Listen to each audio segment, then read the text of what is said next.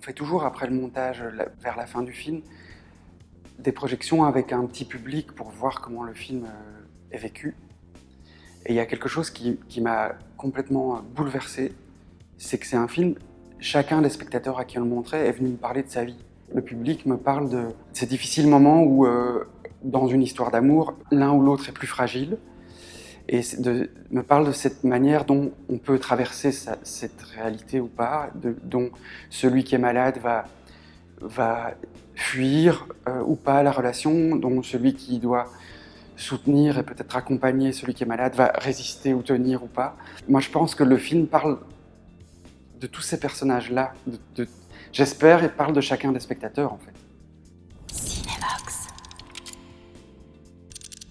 Ben, les deux héros du film, c'est Damien et Leila, joués par Damien Bonnard et Leila Bekti. On a tellement eu de plaisir à préparer le film, à la répéter, à chercher les scènes, à inventer des choses en préparation du film, que finalement, ils ont accepté de s'appeler dans le film, ils ont accepté de s'appeler Damien et Leila. Donc, je crois que ça dit beaucoup de l'investissement et de la sincérité que Damien Bonnard et Leila Bekti ont mis dans ces personnages. C'est vrai que c'est une histoire, je pense que je me souviens d'être adolescent dans la cuisine avec mon frère et où on se disait, tiens, un jour, il faudrait qu'on raconte parce que c'est un peu fou. Et quand je suis rentré dans une école de cinéma, je crois qu'un des premiers projets que j'avais proposé, c'était un film autour d'une famille dans lequel il y a un personnage qui est maniaco-dépressif. Voilà, donc c'est vrai que c'est une histoire que j'ai envie de raconter depuis presque 35 ans.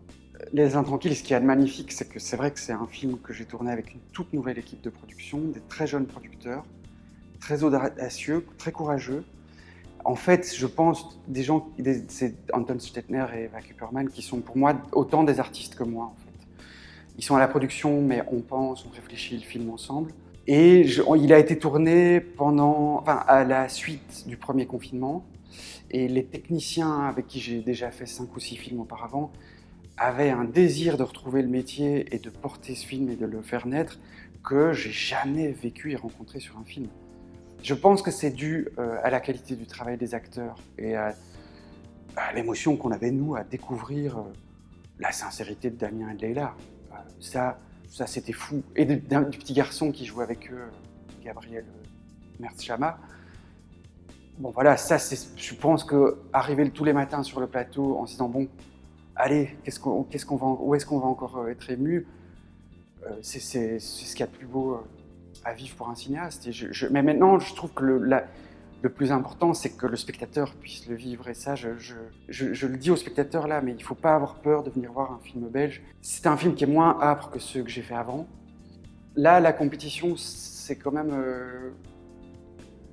pour un cinéaste, c'est participer aux Jeux Olympiques, quoi. Être parmi les 24 films sélectionnés par le Festival de Cannes en compétition, moi, ça me rend très fier, quoi. Chaque année, je vais voir tous les films au cinéma qui sont en compétition à Cannes, et que c'est quand même un gage de qualité.